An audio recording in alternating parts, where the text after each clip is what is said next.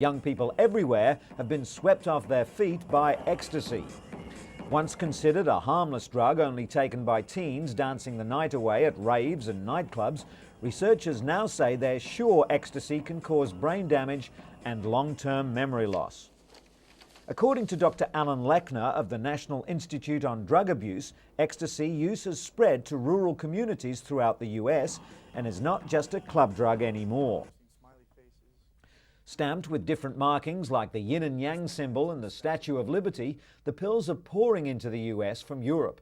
In 2001 alone, United States customs agents seized over 9 million tablets and expect that number to rise sharply by 2002. As nightclubs pump out the music and kids come to dance, authorities around the world hope that ecstasy is just a passing fad, not an epidemic.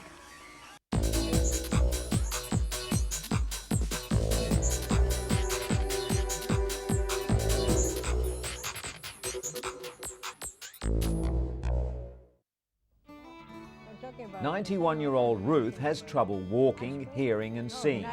But with the help of 81-year-old Stella DeYaragi, the frail senior is able to get around safely. Stella is a volunteer for the Senior Companion Program in San Francisco.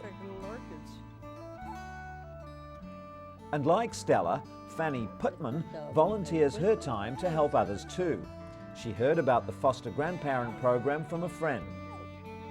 Senior volunteers are obligated to work 20 hours per week, but they earn a tax-free stipend of $2.50 an hour. Inez, who's housebound, receives visits twice a week from Dorothy. While Dorothy does some practical things for Inez, mostly they provide one another with friendship. For these aging volunteers, work helps keep them feeling young, active and healthy. But when it comes to working well into the twilight years, one old boy takes the cake. He's 95-year-old Ramaswamy Lakshmanan, and his ability to carry on with his medical profession for the last 11 decades has earned him a place in the Guinness Book of World Records. Recognized by the Guinness Society recently, Lakshmanan is the oldest medical practitioner in the world today. Madras Medical College was his alma mater. And since his appointment in 1930 as head of pathology in the government hospital at Vellore, Lakshmanan has never stopped practicing. In many instances, he's even seen 4 or 5 generations of the same families, after delivering many of them to begin with. Dr. Lakshmanan's consultancy fee can at best be described as meagre: 2 cents for an adult patient and just 1 cent for children.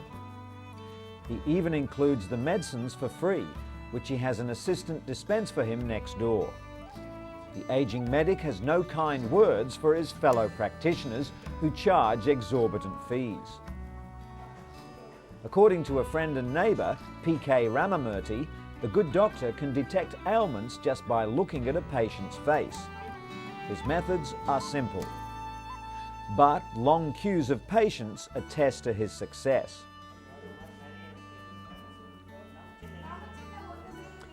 On average, he sees 60 people each day.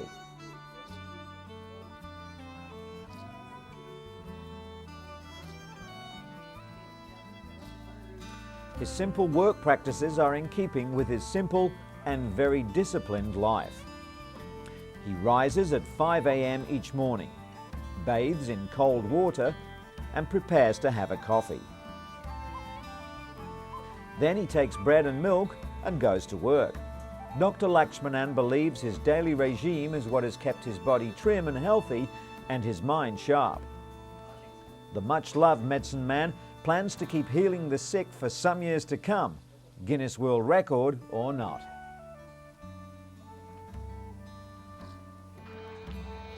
Your skin sags a little, your memory isn't what it was, and your body seems to have a mind of its own. Are these really the golden years? Absolutely. With a renewed focus on fitness, millions of elderly are determined to fight the effects of aging. They're exercising their bodies and minds by dancing, laughing, taking up new hobbies, and making new memories. Some are still winning contests. Lord have mercy on At this year's Elderfest in Washington, D.C., more than 1,000 older people turned out for a morale boost and reminders to stay active. Drink lots of water and always celebrate the good old and new days. It just goes to show that it's never too late to be fit and fabulous.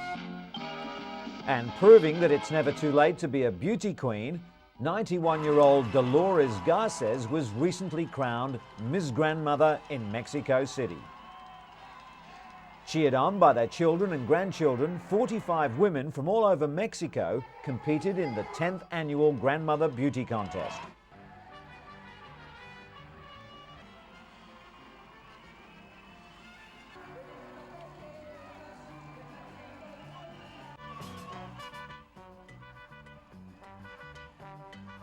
While there was no bathing suit competition, contestants strutted their stuff in glamorous evening gowns and traditional Mexican dresses. Contestants were even quizzed on current events. Pageant organisers have received positive feedback from senior citizens who love the show. In addition to the crown, Garces will receive various beauty products and trips to popular Mexican tourist towns.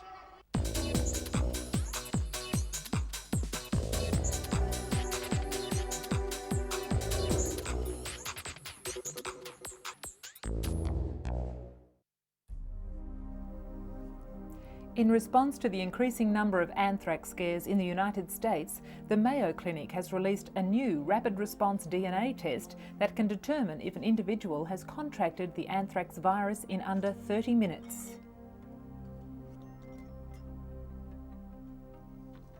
Until now, tests have taken several days to identify the presence of anthrax. The test takes about 1 minute to prepare, and the Mayo Clinic claims results are accurate, even if there is a low level of bacteria present. Roche Diagnostics has distributed testing kits to 24 selected laboratories throughout the US at no cost. The test has not yet been approved by the US Food and Drug Administration, and it is not clear when or even if it will be in the near future. Another response to America's anthrax scare is a $25 home test kit. Pure Test claims to detect anthrax spores in the air, water and on surfaces. Some are warning such kits will only heighten already jittery nerves, while others argue they could help reduce unnecessary calls to overloaded police and physicians. Despite alarming scenes like these, the government continues to appeal for calm, but it's a message that's ringing hollow in cyberspace. Internet pharmacies are swamped with Cipro orders, the powerful anthrax antibiotic. Unnecessary use of Cipro can actually cause more harm than good by building up resistant bacteria. But as the threat of anthrax contamination continues, the message to stay calm is increasingly falling on deaf ears.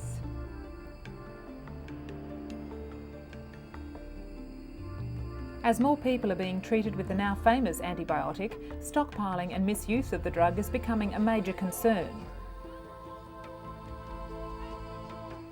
Capitol Hill staff and US postal workers are already treating Cipro like an old friend during difficult times. The wonder drug kills most bacteria, so the body's immune system can fight toxins released into tissue by the anthrax. But doctors warn this drug must be used very carefully. For instance, if a dose is missed, the anthrax multiplies, but this time with a possible resistance to Cipro. All antibiotics have side effects, but Cipro can be particularly strong, and even antacids can make it ineffective. Experts say antibiotic abuse will hurt more people than actual anthrax exposure. The bacteria may develop resistance to Cipro naturally over the course of years, but with widespread abuse it could happen within months. As a result of the recent spate of anthrax attacks in the United States, biologists and other researchers are taking steps to raise security at universities and institutions where hazardous bacteria is stored.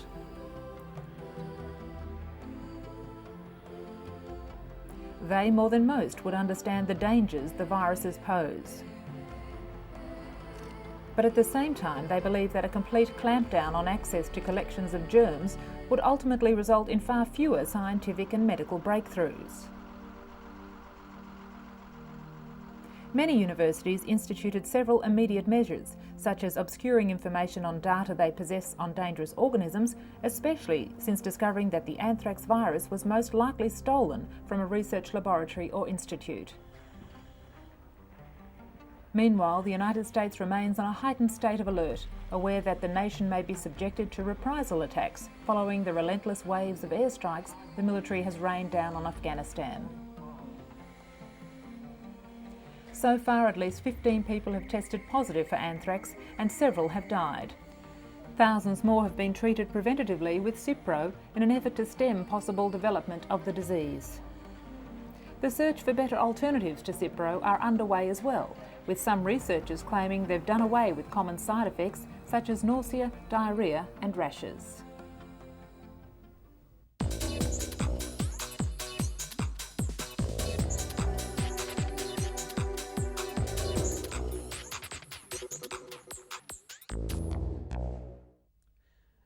Delia Gamboa suffers from postpartum depression, a crippling condition which affects more than 15% of new mothers.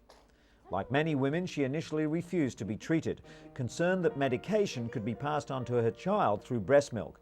It was a decision which proved disabling. But now there's hope for many women like Delia, with new research suggesting mothers can safely take psychiatric medication. Dr. Vivian Burt, director for the Women's Life Center at UCLA, assessed more than 95 studies spanning 5 decades and believes the findings are conclusive. Healthy babies won't suffer adversely to medication via breast milk. In the majority of cases, the benefits of taking antidepressants greatly outweigh the risks. Delia Gamboa is proof of this, now finally able to enjoy a healthy, happy relationship with her 2 sons. Pacifiers have been used by mothers to calm fussy babies for almost 3,000 years. But mums and doctors have become concerned that pacifier use may result in premature weaning of breastfeeding infants. A new study published in the latest issue of the Journal of the American Medical Association shows that babies are no more likely to stop breastfeeding within the first 3 months of life, whether the mother uses a pacifier or not.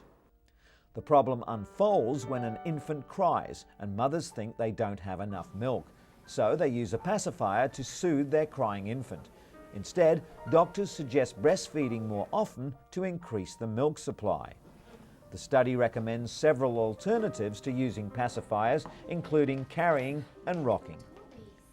Whenever mothers meet, there's always one hot topic of conversation: how their newborns and toddlers are sleeping.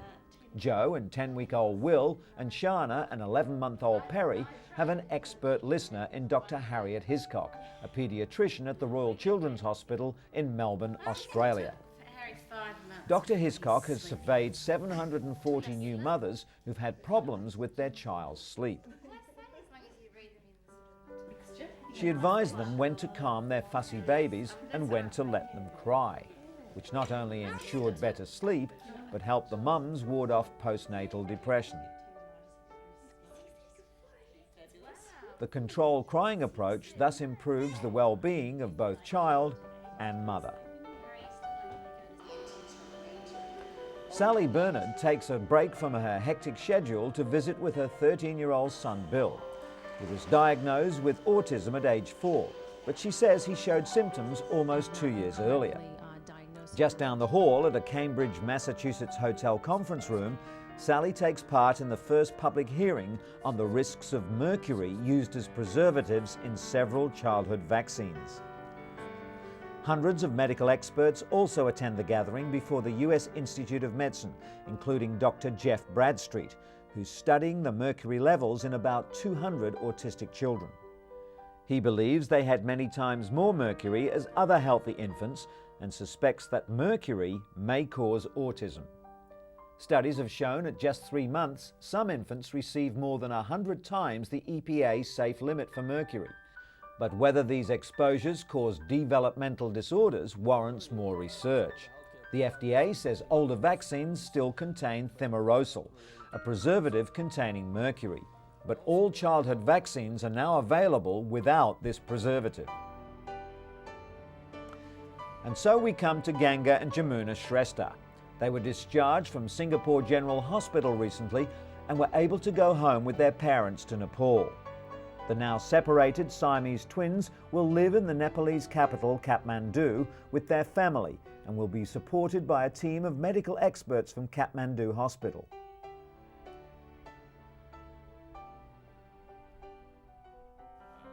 The surgeon who conducted the 100-hour operation to separate the twins told a news conference that the girls were ready to go home to rest, grow and develop. Professor Ho Yun explained that the 18-month-old girls had already been through quite an ordeal, such as major operations every other day for about 3 to 4 months.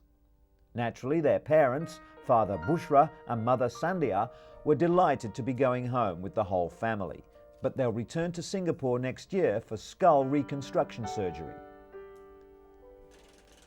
The babies, who were kept on ventilators in a drug-induced sleep for days after the surgery, have not suffered any major strokes, brain swelling or brain infections. Doctors said Jamuna, the stronger of the two, now tries to roll over and is learning to sit. Though slightly heavier at 8.2 kilograms, Ganga has yet to catch up with her sister's development.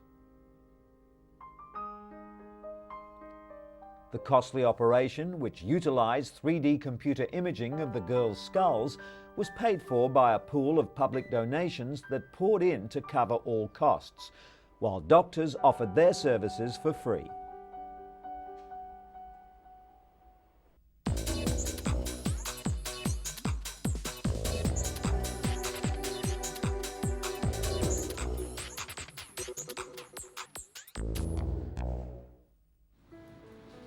Architect Alison Dunn has multiple sclerosis, a neurological disease that strikes younger people. While severe MS symptoms include paralysis, Alison suffers a milder form known as remit and relapse. Under current guidelines, doctors could only diagnose her after the second attack, but now there are new international guidelines being launched to diagnose the illness in far less time. MRI scans will now be done as soon as a person suffers their first attack. The brain images are so advanced that they can quickly expose the MS lesions before nerve damage becomes more pronounced. It's not clear whether earlier detection and drug intervention would have helped Alison, but at the very least, it would have given her peace of mind to know precisely what was wrong.